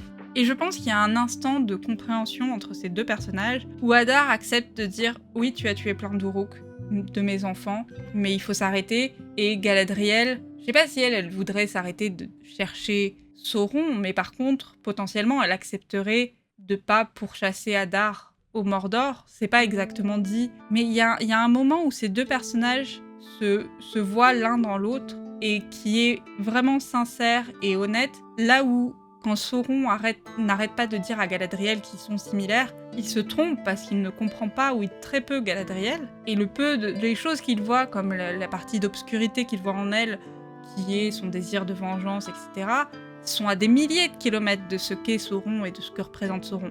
Par contre, c'est assez proche de ce qu'est Hadar, dans cet épisode en tout cas, et de ce que veut devenir Hadar plus tard, j'imagine, et ce que veut devenir Galadriel plus tard. C'est se sortir de ce cycle infini de violence et dont on s'entretue, etc. Et c'est vraiment un moment intéressant où, pendant quelques secondes, Galadriel récupère son anneau, elle a toujours les anneaux des hommes, et elle va réellement pouvoir s'allier avec Hadar et faire ce qu'ils avaient prévu, travailler ensemble pour tuer Sauron. Le sac de l'Eregion va s'arrêter, les orques vont retourner au Mordor, tout va aller bien, ça dure environ 30 secondes, mais tu sens qu'il y a un peu de paix qui arrive sur elle, et évidemment, ça ne dure pas longtemps, comme je disais, puisque un orc arrive blessé pour voir Hadar, Hadar se penche sur lui, et c'est donc le fameux orc qui parlait à Sauron précédemment, et qui le poignarde immédiatement, et Hadar se fait donc trahir et assassiner par ses enfants. On a Galadriel qui est derrière, absolument en choc, et qui ne bouge pas, et on voit ce plan qu'on a vu dans toutes les bandes annonces, qu'on a vu dans la vision de Galadriel, qu'on a beaucoup vu ce plan où on a la main de Sauron qui attrape la couronne de Morgoth, la fameuse couronne qu'il voulait utiliser pour tuer Sauron, et Sauron donc la récupère, et il arrive à l'arrière de Galadriel lentement, et on sent le choc profond. Encore une fois, elle ne bouge pas, elle fait pas un seul mouvement pendant que Hadar est en train de se faire assassiner par les orques, parce que je crois que même avant qu'elle voie Sauron arriver, elle comprend que la seule raison pour laquelle les Uruk à ce moment-là se retournent contre Hadar, c'est que Sauron a réussi à les atteindre et qu'il s'est retourné et qu'il a obtenu ce qu'il voulait, c'est-à-dire qu'il a récupéré l'armée de Hadar et que la situation qui était positive 30 secondes auparavant devient catastrophique instantanément. Le plan de Sauron qui arrive par l'arrière est absolument terrifiant. On sent un peu le choc aussi de comprendre que Sauron est là. Parce que la dernière fois qu'elle l'a vu, avant elle pensait que c'était Halbrand. Pas de souci, elle pensait que c'était un mec normal, donc pas d'inquiétude. Et ensuite, la dernière séquence entre les deux à Ostanidil, donc en saison 1, elle n'était pas certaine encore, ça lui prend un petit peu de temps d'accepter que la personne qu'elle a en face d'elle, c'est Sauron, et ensuite elle réagit juste, elle sort son poignard, elle essaye de le poignarder, mais il n'y a pas vraiment de temps pour elle de réaliser qu'elle est en face de Sauron, genre Sauron. Là, à ce moment-là, on sent qu'elle l'intériorise et Ok, le gars que j'ai cherché pendant des centaines d'années, qui a causé la mort de mon frère, qui était le lieutenant principal de Morgoth, la personne la plus dangereuse de la Terre du Milieu actuellement. Et à côté de moi, il vient de causer la mort de Hadar, qui est pas une petite affaire quand même. Et c'est terrifiant de voir Galadriel immobilisée juste par la présence de ce mec. Et c'était bien fait, c'était vraiment très bien fait. On a un dernier plan sur Hadar que je trouvais intéressant parce que c'est un plan qui revient assez régulièrement dans la série, où on a un plan sur le dessus avec les orques en cercle et Hadar au milieu qui ressemble un petit peu à un œil, et c'est un plan qu'ils ont vraiment beaucoup fait, où il y a des personnages en cercle autour de quelque chose au centre. Un clin d'œil que je trouve assez amusant à Sauron et au Seigneur des Anneaux en général. J'aime bien quand la réalisation se permet des petits clins d'œil comme ça, je trouve ça assez malin et assez amusant à voir. Une fois que Sauron a pu confirmer que Hadar était mort, il se retourne évidemment contre Galadriel. Comme d'habitude au départ, il est très sympathique, très « Salut Galadriel, ça va ?» Plus ou moins, elle beaucoup moins, elle l'attaque immédiatement. Elle a potentiellement fait une erreur ici, selon moi, stratégiquement. En même temps, Galadriel, à chaque fois qu'elle a dû gérer des histoires de Sauron dans toute cette série, pour l'instant en tout cas, elle est très émotionnelle et elle prend pas énormément de temps de réfléchir. Et donc, quand elle attaque Sauron, elle a donc à son doigt son anneau, donc Nenya. Et c'est la première fois que Sauron voit l'un des anneaux des elfes. Il est immédiatement captivé, il lui dit immédiatement « Donne-moi cet anneau et donne-moi les anneaux des hommes ». Je sais pas exactement comment il a su que Galadriel avait les anneaux des hommes, mais on peut imaginer que les orques lui ont dit, puisque elle l'avait mentionné brièvement avant, j'imagine. Et évidemment, Galadriel continue à attaquer Sauron le plus fort qu'elle peut, en essayant de le tuer. J'ai trouvé ça assez intéressant, j'ai vu une interview de Charlie Vickers, l'acteur qui joue Sauron, qui disait que au début de ce combat, Sauron il sous-estime beaucoup Galadriel et il se bat à peine, c'est-à-dire qu'il se défend un petit peu mais il est très relax, et plus le combat avance, plus tu sens qu'il doit utiliser ses techniques et se battre pour de vrai, parce que Galadriel prend un peu du dessus pendant le combat. Et ça se voit vraiment au début, il est très très relax, et plus le temps passe, plus il doit mettre un peu plus de compétences dans son conflit avec Galadriel. C'est un combat qui est très cool, il bouge d'un lieu à un autre, il bouge dans plusieurs lieux d'ailleurs pendant tout ce combat. Il y a plusieurs moments où il s'arrête et il y a des échanges assez colériques de la part de Galadriel et assez tentatives de manipulation de la part de Sauron, très classique. D'ailleurs, comme je disais tout à l'heure, Sauron lui fait à nouveau un rappel de « Mais si, on est très similaires, toi et moi », ce que Galadriel n'accepte pas. Et vraiment, j'ai trouvé le combat très efficace, la chorégraphie fonctionne vachement bien. Sauron se bat avec son épée et avec la couronne, ce qui est plutôt cool. Galadriel se bat avec une épée. Et elle réussit de temps en temps à prendre le dessus. Et à un moment donné, elle est sur le point de poignarder donc Sauron, ou en tout cas de le blesser sérieusement. Et Sauron utilise la connexion qu'il a encore dans son esprit, ou sa capacité à se transformer très rapidement, pour faire apparaître Halbrand à sa place. En tout cas, la forme de Halbrand à la place de la forme de Anatar, ce qui fait poser Galadriel immédiatement et la fait hésiter pas très très longtemps. Elle reprend ensuite le combat, mais on sent que la connexion qu'elle avait créée avec Halbrand en saison 1 est toujours quelque chose de douloureux et quelque chose qui a de la valeur pour elle, sentimentale et émotionnelle. Ce qui aurait pu fonctionner mieux, je pense, si en saison 1, cette relation avait été un poil mieux écrite et un peu plus crédible. J'ai jamais vraiment beaucoup accroché à la relation Halbrand-Galadriel en saison 1. L'idée était pas mauvaise derrière et ça pouvait mener vers quelque chose d'intéressant, mais je trouve pas, pour les raisons qu'on a déjà mentionnées plein de fois sur les faiblesses de l'écriture autour du personnage de Galadriel, je comprends ce qu'ils font, je comprends où ils essayent d'aller avec ce personnage et avec le personnage d'Halbrand, je suis juste pas à fond dedans. Je pense que si vraiment cette relation elle avait été vraiment réussie, quand Halbrand apparaît à ce moment-là, l'audience, on aurait dû nous réagir en tant qu'audience, vraiment en étant hallucinés, en se disant oh non, Halbrand et tout ça. Là, moi, j'étais un petit peu indifférente. Pas indifférente, c'est un peu exagéré comme mot, mais j'ai pas eu la réaction émotionnelle qu'on aurait dû avoir à ce moment-là. Galadriel, là, puisque c'est ça que l'histoire essaye de nous raconter, et j'ai pas vraiment de souci avec ça, parce que là, dans cet épisode, elle est bien écrite, Galadriel. J'ai vraiment aimé son écriture dans cet épisode et dans le précédent, puisque le dialogue qu'elle a avec Celebrimbor est excellent. Et on la voit peu à peu se détacher de l'emprise que Sauron avait sur elle, et c'est très intéressant, et on voit Sauron continuer à essayer désespérément de s'accrocher à cette emprise et d'échouer, et donc une fois qu'il voit que Halbrand ne fonctionne pas puisqu'elle continue à l'attaquer, il va essayer 2-3 autres choses. Il lui montre notamment une réflexion d'elle-même qu'elle va combattre, et sans doute la vision la plus cruelle qu'il va faire, qui est il va prendre l'apparence de Celebrimbor et utiliser un petit peu la culpabilité de Galadriel contre elle, ce qui est extrêmement cruel à ce stade-là. Ça ne fonctionne pas, elle continue à l'attaquer sans cesse. On a de temps en temps des plans où on les voit tous les deux en train de se battre avec la ville en arrière-plan, en train de se faire détruire complètement, et c'est assez fabuleux à voir. Cet épisode est très beau, de façon tragique et triste, puisque c'est souvent des images de ruines qu'on a, ou de villes en train d'être détruites en tout cas, mais c'est assez bien filmé. Et comme je disais précédemment, Galadriel, par moments, prend le dessus dans ce combat, et Sauron, de plus en plus, commence à prendre le combat au sérieux et contre-attaque assez violemment. Galadriel est une combattante tout à fait compétente et expérimentée et excellente, mais clairement, à ce stade-là, blessée comme elle n'est pas du tout au niveau pour se battre contre un Sauron qui lui est en pleine forme, hein. Et quand il contre-attaque sérieusement, qu'il cherche plus à la manipuler, qu'il cherche juste à l'attaquer et la blesser pour de vrai, il arrive très rapidement à la bloquer contre un mur, et il va utiliser la couronne pour la blesser assez profondément dans l'épaule, dans la poitrine, etc. Et la bloquer là, et il va continuer à ce stade-là à lui raconter peu n'importe quoi, parce qu'il lui parle du fait qu'elle aurait pu devenir sa reine et que tout le monde serait prosterné devant elle, etc. Comme si c'est quelque chose qu'elle voulait profondément. Je pense qu'il y a une partie de Galadriel qui est très ambitieuse et qui veut du pouvoir, etc.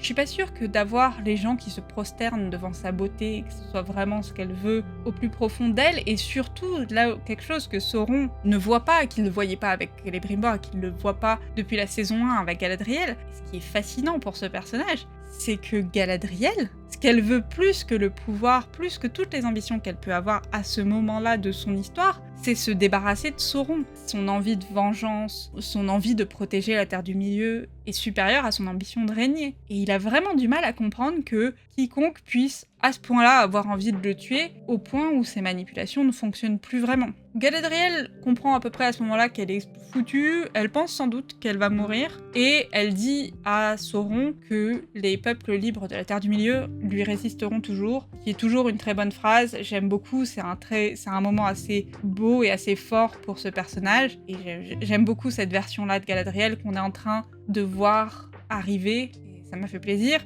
Ça fout Sauron en rogne. Vraiment, il a du mal à comprendre que les gens lui résistent. Il pense qu'il devrait être irrésistible. Et il est vraiment confus que ça fonctionne pas. Et je trouve vraiment que c'est une partie de sa personnalité fascinante à voir. Galadriel tombe au sol. Elle est vaincue, hein, et de son habit tombent les anneaux des hommes, qui sont donc récupérés par Sauron. Il y a donc maintenant 9 anneaux de plus. Bah, il n'en a pas d'autres, mais il a récupéré les 9 anneaux des hommes, qui n'est pas un bon signe pour les hommes de la Terre du Milieu. Ils sont légèrement interrompus par l'arrivée des nains qui viennent sauver les elfes, et on sent que Sauron, là maintenant, il veut expédier un petit peu cette histoire avec Galadriel. Du coup, il utilise ses pouvoirs pour rentrer dans sa tête immédiatement et lui dire « Enlève l'anneau et donne-moi », puisqu'il veut évidemment récupérer l'anneau des elfes qu'elle a autour du doigt. Et je pense que c'est là que Galadriel se libère complètement de Sauron, parce qu'au début, on voit dans son regard et on comprend avec l'interprétation que fait l'actrice, que la manipulation fonctionne jusqu'à un point où elle le regarde en lui disant « Tu vas soigner la Terre du Milieu », et elle referme la main et elle lui dit « Soigne-toi d'abord ». Elle dit pas exactement ça, mais elle lui dit « Heal yourself » en anglais, et elle se laisse tomber en arrière, qui pour moi sous-entend qu'elle lui a dit « Va voir un psy, espèce de malade, avant de vouloir t'occuper des autres, occupe-toi de toi-même ». Excellent, j'aime beaucoup cette dernière phrase qu'elle lui envoie. C'était un très bon moment, ça fonctionne très bien. On la voit donc tomber des hauteurs de la montagne au-dessus de Ost-Enedil, et on la voit cogner un arbre. C'est qu'elle n'est pas tombée directement, léger légère scène pour nous montrer qu'elle ne meurt pas sur le coup de la chute. Et les derniers petits moments avec Sauron qu'on a dans cet épisode sont un orc qui vient le voir, le fameux orc qui a trahi Hadar, qui vient le voir en lui disant « Les nains sont arrivés et ils sont en train de tuer tout un tas d'Uruk. Sauron est vénère, il le trucide immédiatement. Évidemment, à quoi tu t'attendais, idiot ?» Les orques, ils étaient intéressants dans cette saison. Ils avaient des looks fabuleux de partout, moi j'adore. Et toute l'intrigue autour de Hadar et des orques dissidents était vraiment intéressante. Mais la saison nous rappelle que c'est quand même un petit peu des idiots et qu'ils ont pas énormément de cerveau et que à la seconde où quelqu'un leur dit non mais moi je suis sympa, regardez l'autre il est méchant, ils changent de camp et puis ils oublient que Sauron, c'est Sauron. Donc c'est la fin de la subtilité je pense chez les orques, maintenant ils vont juste suivre Sauron. Ça me fait rire, il s'attendait à quoi le gars? Vraiment. Le tout dernier plan qu'on voit de Sauron, c'est lui sur les hauteurs des montagnes avec le marteau de Fëanor dans les mains, qui était le marteau qu'a utilisé Celebrimbor aussi, et j'ai trouvé ça insultant pour Fëanor, et pourtant je suis pas une méga fan de Fëanor, j'aime beaucoup le personnage, mais c'est pas une bonne personne, Fëanor, mais il y a pas une bonne personne et puis il y a Sauron, quoi. Je pense que Fëanor se sentirait insulté, ok? C'est une honte, comment oses-tu toucher ce marteau? Mais ça me permet de faire une transition magnifique en parlant de Fëanor, puisque on a enfin la vision que Galadriel avait vue il y a plusieurs épisodes, où les orques ont détruit la statue de Fëanor, qui est maintenant au sol, la fameuse statue qui était au centre de la place, et on voit que Gil-galad et Elrond ont été pris prisonniers. J'ai trouvé ça un peu décevant de pas voir la fin de la bataille pour Gil-galad, juste parce que j'aime bien ce personnage et que j'avais envie de continuer à le voir se battre. Et maintenant que Hadar est mort, je regrette vraiment qu'on n'ait pas eu une petite scène où on voit Gil-galad et Hadar se battre, parce que je pense que ça aurait été super classe. Quitte à les interrompre, tu vois, tu les vois se battre juste 30 secondes et ensuite ils se font interrompre et ils doivent partir ailleurs, mais vraiment ça aurait été cool. J'ai beaucoup de doutes sur le fait que Gil-galad puisse se faire battre par des orques random. Du coup, mon interprétation dans ma propre tête, qui n'est pas du tout canon, c'est que les orques ont menacé de tuer Elrond et qu'il a posé les armes. C'est la seule façon que je vois pour que Gil-galad ait été battu sur ce champ de bataille, sans la présence de Sauron évidemment. Parce que Sauron, il est bien gentil, hein. Ça l'arrange toute cette guerre en Eregion. Il a pas participé, hein, à part son combat avec Galadriel. Il est resté bien tranquille dans la forge, en torturant Celebrimbor. Après, il est allé se battre un petit peu avec Galadriel, mais bon, relax. Et il laisse les autres faire son sale boulot. C'est très Sauron. On voit aussi que Arondir a survécu, ce qui m'a fait énormément plaisir. Cela dit, je me suis posé un petit peu la question de pourquoi est-ce qu'on l'avait montré se faire blesser autant et ça n'a pas du tout d'impact dans l'épisode d'après. Je suis en détail, c'est pas très important, je suis vraiment très contente qu'il soit toujours vivant, parce que c'est vraiment un personnage que je trouve très intéressant. Mais je me suis dit, il s'était quand même fait vachement poignarder dans l'épisode précédent, non? Il me semble qu'Hadar lui enfonce au moins 2 fois des lames dans le corps, et là il a l'air en pleine forme, il se bat quelques secondes après cette scène-là, et ça a pas l'air de l'handicaper franchement. Il y a une scène, au tout début du passage avec Elrond et Gil-galad et Arondir, il y a une scène avec cet orque-là qui est sur le point de brûler des parchemins et des ouvrages qu'il a dû trouver dans les bâtiments aux alentours, et Elrond essaye de l'interrompre en lui disant « Non, ces parchemins ont plus de valeur que nos vies ou que le moindre bijou que vous pourriez trouver. C'est les archives des elfes qui ont vécu ici, et ça a une énorme valeur. » Et on sent que Gil-galad est plutôt d'accord avec cette phrase, et j'ai trouvé ça vachement important et vachement intéressant pour la personnalité de Elrond et pour la personnalité des elfes en général, qui accordent autant d'importance à l'histoire, à l'écrit, à la culture en général. Et Le Seigneur des Anneaux, Le Hobbit et même tous les autres textes de Tolkien sont des textes qui ont, si vous les lisez, on se rend compte qu'ils ont été écrits par des personnages de l'univers de la Terre du Milieu. Ce sont des récits historiques, on va dire, de la Terre du Milieu, comme s'ils étaient racontés par des gens qui vivent dans cet endroit-là. Et à plusieurs reprises, on nous explique que Bilbo écrit le livre rouge, que Frodo, Sam, etc. écrivent son histoire. Et ils consultent les archives de Elrond, Arivandel, etc. Et c'est tellement important sur la façon dont Tolkien raconte cette histoire que j'ai trouvé vraiment ce moment bien et significatif pour ce personnage. Et les orques sont des petits merdeux et crament tout, évidemment, et forcent Elrond à regarder le massacre culturel qui se passe sous ses yeux. Les orques ont des looks vraiment bien, je l'ai déjà dit mais je le redis, ils ont non seulement des looks en termes de prosthétique et de maquillage particulièrement travaillés et intéressants et détaillés, mais ils ont aussi des personnalités sur les quelques secondes où on les voit, hein, qu'on ressent qu'ils ont chacun des personnalités et j'ai trouvé ça super bien. L'orque qui a détruit les archives ne survit pas longtemps puisqu'il se prend un carreau d'arbalète dans la poitrine et les nains arrivent et commencent à combattre. Elrond, pendant une demi-seconde, est très heureux à l'idée de voir Durin, mais c'est Narvi qui mène les nains et il explique que Durin est en deuil et en train d'enterrer son père, et donc il n'a pas pu venir.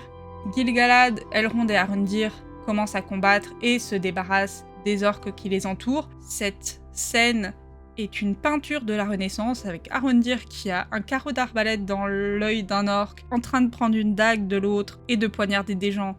Magnifique, splendide, et on a donc très vite la place qui est libérée des orques et reprise par les elfes qui vont pouvoir donc fuir. Et on a un petit peu un duo qui s'est établi depuis l'épisode précédent jusqu'à maintenant, que j'aime beaucoup. Je ne sais pas vraiment d'où il est sorti, il n'y a pas eu beaucoup d'interactions entre les deux, mais le peu qu'il y a eu, j'ai trouvé qu'il fonctionnait vachement bien, qui est donc Gil-galad et Arondir.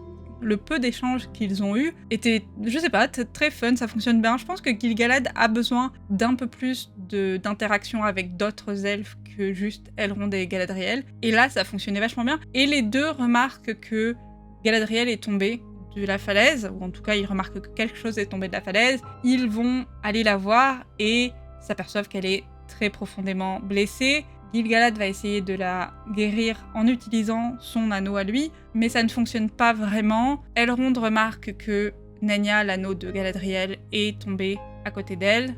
Il va récupérer l'anneau et dit à Gil-galad que lui, il peut sauver Galadriel en utilisant les pouvoirs des deux anneaux s'ils essayent ensemble, et accepte donc de porter un anneau à ce moment-là.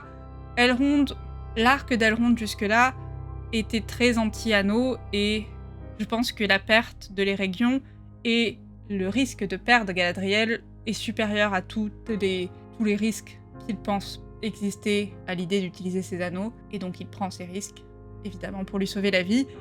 Cette séquence se termine avec Elrond qui regarde l'Eregion en train de sombrer, en train d'être complètement détruit, pendant qu'il mène les elfes au loin, quelque part au nord, en sécurité.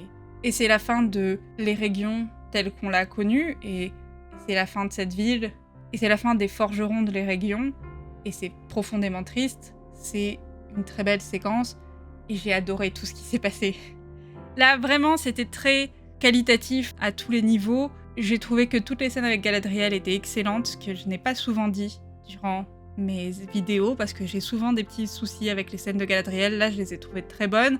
Gil-galad, Elrond, Arondir, on les a pas vus beaucoup, mais les petites scènes qu'ils avaient étaient vraiment fun à voir, puisqu'on les voit combattre les orques, et intéressantes en termes de caractérisation des elfes et de Elrond en particulier. Et surtout, toujours, je donnerai les crédits infinis. Toutes les scènes de Celebrimbor et de Anatar, Sauron, étaient fabuleuses. Mention aussi pour Adar qui était très bien dans ces moments-là. Vraiment, on a eu une séquence à Ost-en-Idil qui était exceptionnelle et qui fait que cet épisode est aussi bon, parce que c'est la majorité de l'épisode globalement. Et on a un petit prologue, parce que là globalement les intrigues principales de la saison 2 sont toutes terminées, sont toutes conclues, mais on a tout de même une dernière séquence qui se passe dans un endroit que l'on connaît tous très bien qu'il ne soit pas encore l'endroit qu'on connaît, mais c'est le lieu, même si les constructions ne sont pas encore là, et qui est un lieu unique et qui est un lieu sans doute l'un des lieux préférés de tous les lecteurs de Tolkien, puisqu'il est présent et dans Bilbo le Hobbit et dans Le Seigneur des Anneaux, et c'est un lieu de repos et de confort incroyable, qui est la vallée d'Imladris.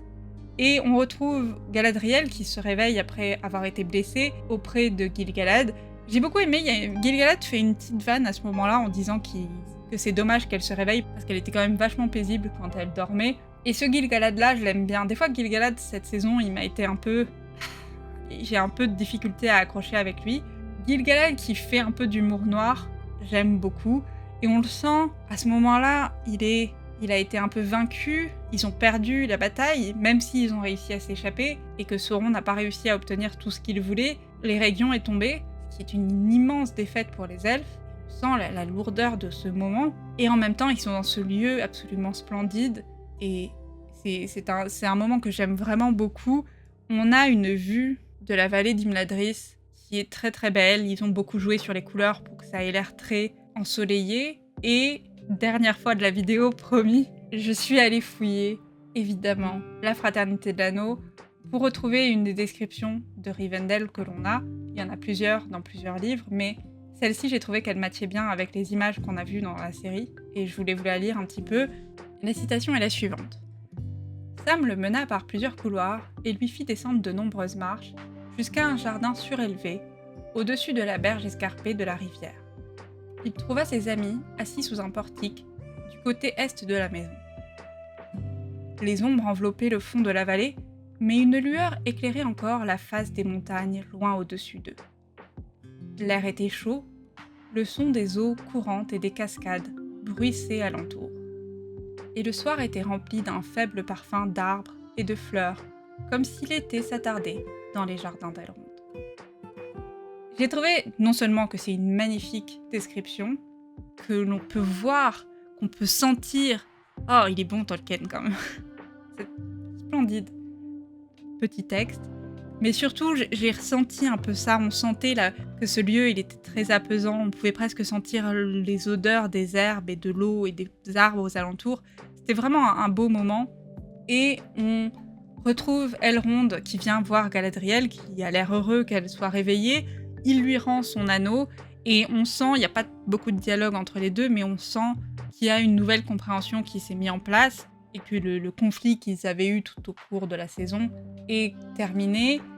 Comme je disais, Galadriel récupère son anneau, elle a l'air très soulagée. On sent quand même que les anneaux, même les anneaux des elfes, ont une partie d'addiction qui est indéniable. Elle a l'air particulièrement soulagée de récupérer son anneau.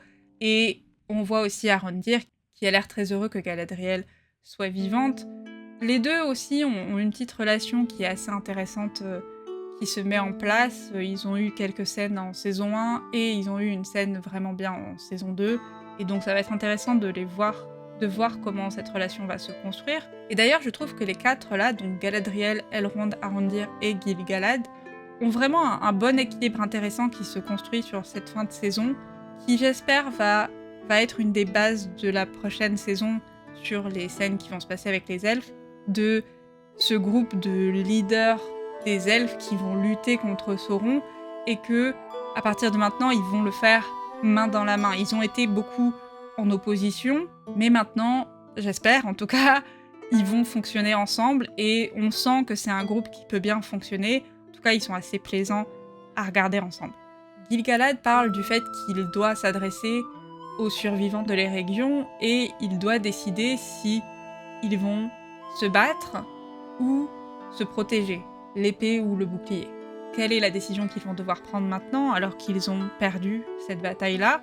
Et Galadriel fait référence à ce que lui a dit Celebrimbor en disant qu'il ne devrait pas se baser sur la force actuellement, mais sur la lumière, et que le soleil brille toujours et qu'il devrait utiliser ça pour combattre les ténèbres. Et inspiré par Galadriel, Gil-galad va s'approcher du bord de la falaise pour regarder son peuple réuni en dessous, et va lever son épée au ciel pour signifier que les elfes sont toujours là, ils sont toujours vivants, ils vont continuer à se battre. C'est un moment très fort et très émotionnel qui fonctionne très bien. On voit les elfes en dessous l'acclamer. On voit que Vorohil n'est pas mort, ce qui était une surprise pour moi, tant mieux pour lui. Bravo Vorohil, tu as réussi à survivre cette saison. Et on voit tous les survivants de l'Eregion qui acclament leur leader. Et c'est un très très beau moment, très plein d'espoir et de positivité. Et la saison se termine donc sur cette très belle image de ces quatre personnages face à cette vallée et face au peuple elfique en face, une partie du peuple elfique en face, qui s'avance vers le futur, qui vont continuer à se battre contre Sauron, j'imagine. Et c'est la fin de la saison. Une sacrée saison. J'aime beaucoup cette scène de prologue qui nous promet une continuité de l'histoire des elfes, mais qui nous promet un peu plus de cohérence parmi eux et de cohésion, c'est peut-être le meilleur mot, un peu plus de cohésion parmi eux, qui nous promet évidemment la construction de Rivendell, et ça promet des choses assez sympas pour la saison 3. En toute honnêteté, je pense que la saison 3 aura beaucoup moins d'elfes. Je pense que si la saison 1 et 2 étaient les saisons de Galadriel et Celebrimbor, les saisons, je l'ai dit tout à l'heure, mais les saisons 2, les saisons 3 et 4, je pense, seront des saisons principalement numénoriennes, et la saison 5 sera le regroupement de tout le monde. Je pense évidemment qu'on continuera à voir les elfes, mais ils vont passer peut-être un petit peu en second plan, là où ils étaient clairement en premier plan cette saison. J'ai beaucoup aimé cet épisode, j'ai trouvé que c'était une très bonne conclusion pour la majorité des personnages, c'était une bonne conclusion pour les intrigues qu'on a eues en cette saison 2. Je trouve que c'était une bonne conclusion pour les intrigues qu'on a eues en saison 1 et saison 2. Je trouve que ça clôt un arc qui était l'arc de Galadriel un petit peu, et sa poursuite de Sauron. Elle a réussi à se séparer de l'emprise qu'il avait sur elle. Pareil pour Celebrimbor, même s'il a fait dans la mort, mais bon, voilà. Et j'ai l'impression qu'on a conclu cette partie-là de l'histoire, et on va sur autre chose pour la saison 3. J'ai évidemment quelques théories, mais j'en parlerai un autre jour. De toute façon, on a à peu près 2 ans avant d'avoir une saison 3, puisqu'on vit dans un monde où les séries font une saison tous les 2 ans, si on a de la chance, peut-être des fois tous les 3 ans, c'est très frustrant. Donc on aura plein de temps pour discuter de toutes les théories qu'on peut avoir sur la saison 3. Cette saison 2, globalement, j'estime qu'elle était un petit peu au-dessus de la saison 1. Saison 1 que j'avais trouvée très plaisante, avec ses défauts et ses moments plus faibles, mais globalement plutôt sympathique et que j'avais apprécié suffisamment pour avoir envie de continuer à regarder la saison 2 et pour en parler beaucoup, etc. Avec des moments très très bons dans saison 1. Mais j'ai trouvé que cette saison 2 était légèrement au-dessus, en grande partie parce que Anatar et Celebrimbor, je sais, je me répète à l'infini, mais c'était assez exceptionnel. Et je trouve qu'on a réussi à sortir certains personnages qui étaient un peu bloqués dans de mauvaises écritures et des situations pas très intéressantes. Et sur la fin de saison, on a réussi à les amener vers quelque chose de mieux. Je trouve potentiellement que Elrond a été peut-être un peu moins intéressant cette saison qu'il l'était en saison précédente. Il a juste eu moins à faire, en fait. C'est pas qu'il était mal écrit ou que l'acteur était mauvais, mais il a eu un peu moins à faire. Et surtout, non, en fait, surtout ce qu'on lui a donné à faire, qui était de représenter l'elfe qui, lui, ne voulait pas utiliser les anneaux, était pas ma partie favorite de la saison. Du coup, j'ai trouvé ces moments moins intéressants. Là où en saison 1, toutes ces interactions étaient principalement avec Durin, et ça, c'est génial, c'est toujours génial. Je l'ai mentionné un petit peu avant, mais j'estime qu'il y a certaines intrigues qui étaient un peu étirées cette saison, juste parce qu'ils avaient moins de choses à dire, et que clairement, ils voulaient juste arriver à un stade spécifique en fin de saison 2 pour mener vers une saison 3, et que du coup ils ont étiré certaines choses qui auraient pu être racontées soit plus rapidement, soit il aurait fallu prendre beaucoup plus de temps pour rajouter des détails, ce qui, je comprends que ça semble contradictoire, mais ouais, je l'ai déjà expliqué en ce qui concerne Numénor, soit tu rentres vraiment dans la politique, soit la façon dont ils l'ont fait là, c'est un peu étiré selon moi. Mais globalement, c'était vraiment une saison vraiment bien. On a eu les musiques étaient fabuleuses par Bear McCreary. On a eu un morceau de métal sur un troll, c'était génial. Le troll était fabuleux, le Balrog était sublime, la créature des mers était vraiment cool. On a des très beaux visuels.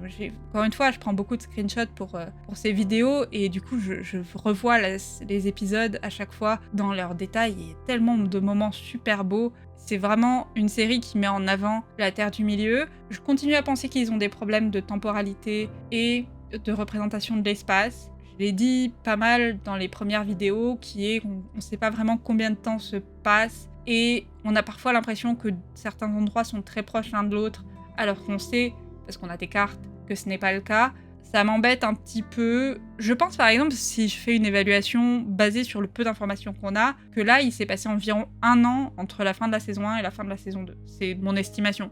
Mais j'ai aucune preuve de cette information, c'est juste une estimation. Mais peut-être pas, je sais pas. C'est vraiment un truc qu'ils ont pas maîtrisé. Les maquillages, les costumes, les accessoires sont fabuleux et excellents. J'ai jamais rien à redire, c'est vraiment beau, c'est vraiment bien fait. On a vu beaucoup d'armures cette saison, on a vu beaucoup d'armes et c'est toujours exceptionnel. Les acteurs sont en grande majorité très bons et les faiblesses de scénario, il y en a. Il y en a certaines que je peux justifier parce qu'ils n'ont pas beaucoup d'épisodes, parce que c'est compliqué de raconter des histoires qui, dans le texte d'origine, se passent sur plusieurs milliers d'années et toi, tu dois le condenser sur quelque chose qui se passe potentiellement en 1 an. Ça peut être très compliqué et ils font du mieux qu'ils peuvent. Il y en a d'autres que j'estime qu'ils auraient pu éviter, tout simplement. Mais Ouais, en globalité, j'ai vraiment beaucoup aimé cette saison. J'ai très très hâte de voir la saison 3. Ces personnages vont beaucoup me manquer. Ça va être long avant que la saison 3 arrive. Et je pense que je me referai l'intégralité de la saison 1 et la saison 2 avant de voir la saison 3. J'ai vraiment, vraiment très hâte. Ça a été... Fou. Ça a été une sacrée saison. J'arrive pas à croire qu'on ait vu un Balrog. J'arrive pas à croire que cette série, elle existe parfois. Je vous jure, on peut débattre à l'infini des points positifs et négatifs, et moi je l'ai fait sur beaucoup trop de vidéos qui sont beaucoup trop longues, mais il y a des choses assez extraordinaires que moi j'ai vécues par exemple ce mois de septembre, qui est que j'ai eu des conversations avec des collègues qui sont des gens normaux, qui lisent pas beaucoup de fantasy, qui sont pas à fond dans le genre de truc que moi je suis à fond, qui sont pas des gens que j'ai rencontrés à Comic-Con, qui m'ont parlé de Anatar, qui m'ont parlé de Celebrimbor. C'est juste pas possible en fait, ça n'existe pas. J'aurais jamais pu imaginer parler à quelqu'un qui n'est pas un méga fan de Tolkien et de fantasy, de Celebrimbor ou de Anatar. Et le fait que ces gens-là sachent qui est Anatar me fait halluciner à chaque fois. L'un des trucs que cette saison m'a aussi beaucoup donné envie, c'est d'aller relire des passages du livre. Vous le savez, je vous ai ennuyé pendant toutes mes vidéos à vous sortir des citations de Tolkien toutes les 3 minutes, parce que c'était plus fort que moi. Il y avait des moments où je me disais « Oh oui, oh, il faut que j'aille voir ce que Tolkien disait là-dessus ». Et ça, c'est forcément un point super positif si ça vous donne envie d'aller lire Tolkien. Jackpot, ils ont tout réussi. Le fait qu'on ait eu Tom Bombadil pour la première fois adapté, c'est génial. Le fait qu'on ait des pieds velus, des fortos, c'est vraiment l'existence même de cette série, avec tous les défauts qu'elle a, peu importe, est fabuleuse. Et on a vraiment eu plein de scènes super cette saison, plein de moments extraordinaires, quelques moments très émotionnels, et j'ai très très hâte de voir la suite. Je voulais profiter de cette vidéo pour remercier infiniment Cubertoy, qui a fait l'avatar que vous voyez actuellement, et qui a fait tous les visuels un peu cool que vous pouvez voir sur cette chaîne. Tous les trucs moches, c'est moi. Tous les trucs classe et jolis, c'est lui. Le fond avec la carte qui tourne, c'est lui. Et il fait des choses absolument magnifiques en motion design, en graphisme, en illustration, etc. Si jamais vous avez besoin un jour de quelqu'un qui vous fait un visuel, n'hésitez pas à le contacter. Il y a son contact dans la description de la vidéo. Merci à lui 1000 fois de toute l'aide qu'il m'apporte. Sans lui, ces vidéos n'existeraient pas, sans lui, cette chaîne n'existerait pas. Et il me sauve la vie en permanence. Et merci beaucoup à vous de m'avoir suivi sur ces 8 épisodes. Si vous voulez continuer à voir d'autres vidéos, en général sur cette chaîne, je parle principalement de bouquins. Mais si vous voulez des recommandations livres, n'hésitez pas à regarder quelques autres vidéos sur cette chaîne. En général, mes vidéos sont un peu plus écrites et posées que mes avis et critiques de Rings of Power où je suis toute seule devant ma caméra en train d'halluciner, et peut-être que ça vous intéressera. On se retrouve, je vais essayer de faire la même chose pour la saison 3 de La Roue du Temps, qui arrivera sans doute avant la saison 3 de Rings of Power, donc j'espère qu'on se retrouvera à ce moment-là pour ces plus grosses vidéos, peut-être pour d'autres séries aussi, je sais pas, ça me prend pas mal de temps, mais c'est fun à faire, donc on verra bien ce qui se passera. Je vous remercie à nouveau de m'avoir écouté, et on se dit à très bientôt sur Univers Fantasy. Bye bye! Merry-doll, derry-doll, ring-a-ding-dillo. Sandflies in the grass, bees around the willow. Now let the song begin, let us sing together.